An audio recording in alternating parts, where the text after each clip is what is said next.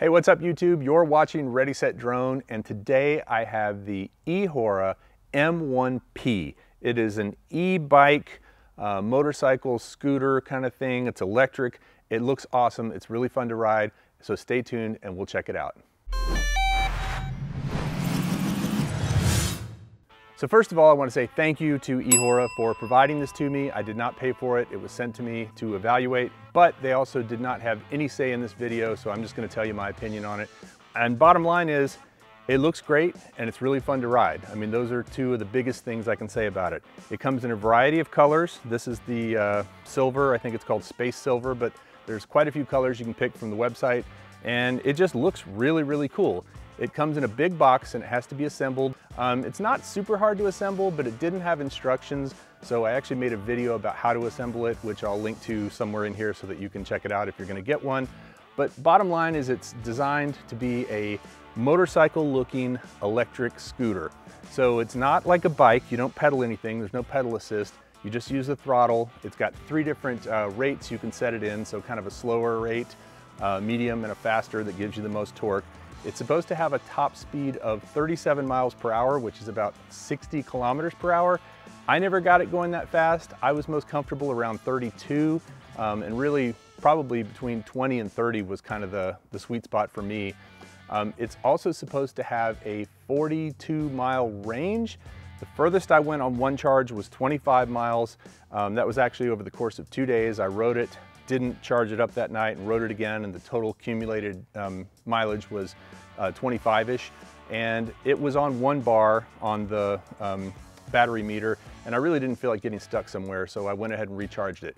Could it go farther? Probably, especially if you weigh less and you have a less hilly neighborhood. I'm in a very hilly neighborhood, and that's where I was riding it. So 25 miles on one charge, it did just fine with me in a hilly neighborhood. Again, it comes in a variety of colors. This is the Space Silver, but you can get it in different colors from the website if you check that out.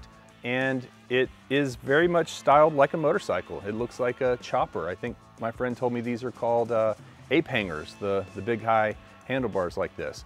Now, there's a variety of things I really like about it and a few things I wasn't crazy about. I'm gonna start with the things I really liked about it. First thing I'll say is, with its low center of gravity and full suspension and tubeless tires, really big thick tires too, and this comfy seat, it's super comfortable to ride. I'm a big guy. Riding it was very comfortable. I felt very safe, very grippy. I never had any trouble with it feeling like it was gonna tip over because it is pretty low center of gravity on the thing. The battery's down here in the bottom, so that kind of helps.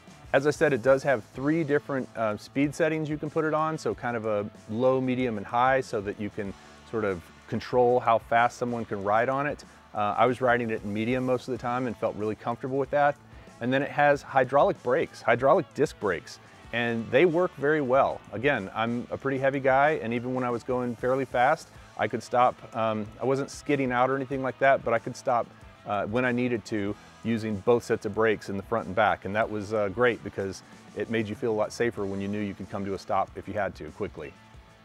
The next thing I really like about it is it has a really big battery. It's a 30 amp hour battery, which lives right down here. It comes with keys, two sets of keys, and with those keys you can open up this case and pull the battery out to charge it, or you can charge it directly using this little thing right here, this little connector, and it charges in, I don't know, 5 or 6 hours. I've usually charged it overnight when I've let it sit in the garage and just let it charge, and then I unplug it the next day, and then it's ready to go when I get home from work. There's also a lot of little features on this thing that I think are really nice touches, like the foot pegs that pop out so you can put your feet on them. Of course, that's a standard thing on motorcycles, but they fold in so that they're not always sticking out. The kickstand actually disables the throttle, so if you have the key turned on and you put the kickstand down, the throttle won't turn, so if you're pushing it with the kickstand down, you won't be able to accidentally make it lurch forward, which I think is really cool. The LEDs in the front and back are awesome. They have blinkers for left and right. There's a headlight with a high beam and a low beam. The high beam comes on when you flip a switch, and the low beam is always on when you're riding. So you have kind of a running light, and then at night you can turn it on, and it does a pretty decent job of lighting things up in front of you. And again, the blinkers are really cool because you can tell people I'm turning left, I'm turning right. Another really nice touch is this phone holder. This thing, I have several phone holders for my bicycle, And I have to say, generally, I'm a little skeptical of them because, you know, your phone's a very expensive thing, and if it falls on the ground while you're riding your bike, it's gonna be a mess. This is really solid, locks around the phone very tightly, and as you're going over bumps and stuff like that, the phone's not going anywhere, and this thing is integrated into the bike very well. So I felt really confident putting my expensive iPhone in this without any problem. And again, the thing I like the most is just how good it looks and how many compliments I get as I'm riding along and how much fun it is as I'm riding along. I was riding all around the neighborhood and people were stopping me and asking, hey, what is that? Where did you get it? Where can I get one, etc. So it was kind of fun to see people's reaction as you go by on something that looks like it should be loud, but is absolutely silent because it's electric. And so there's very little noise when you crank on the throttle. There's very little noise with the brakes. It's just quiet and very, very fun to ride.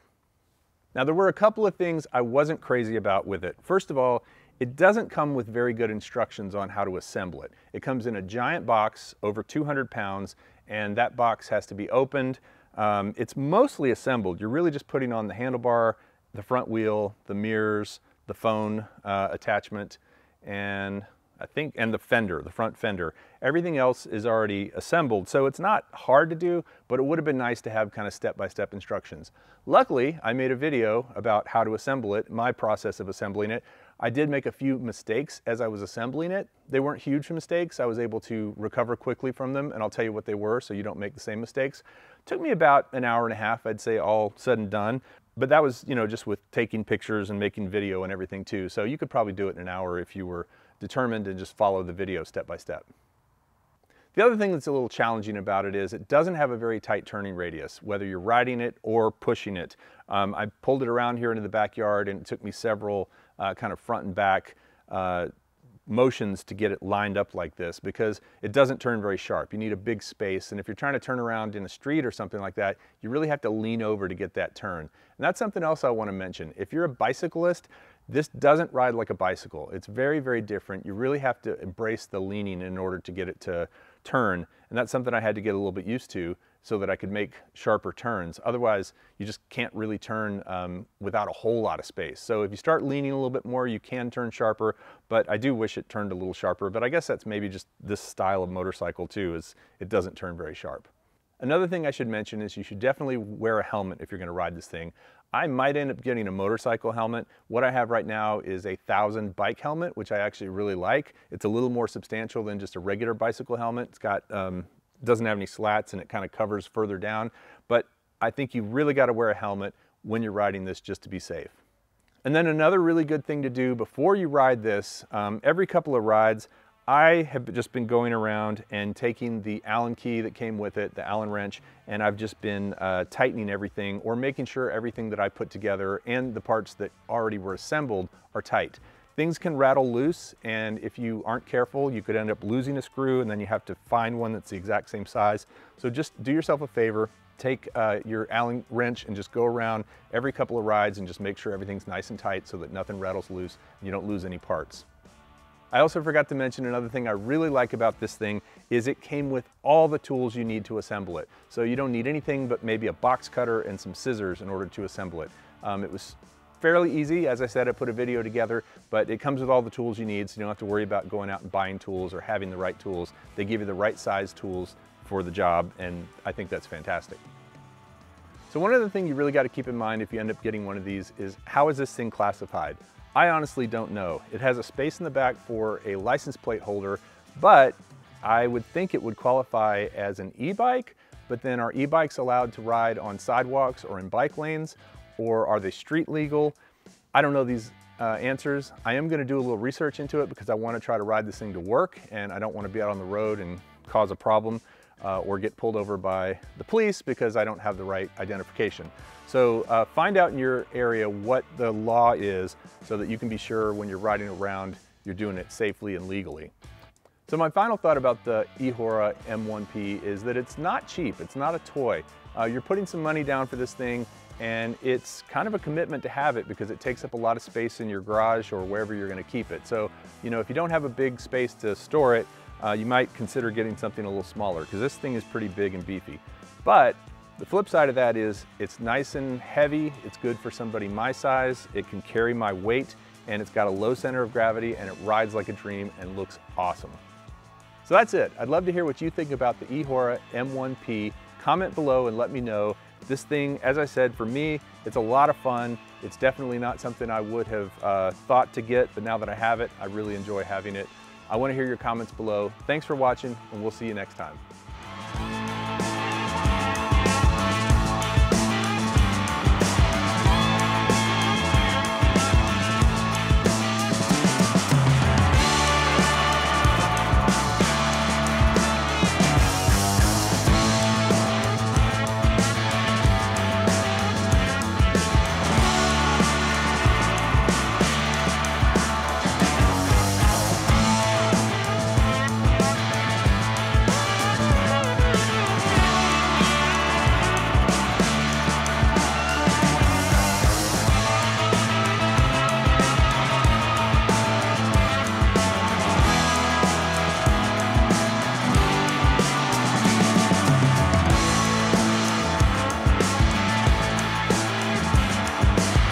There was a guy, did you see the guy in the truck? Yeah, he honked at me and then he pulled over and said, "That's awesome! Where'd you get it?"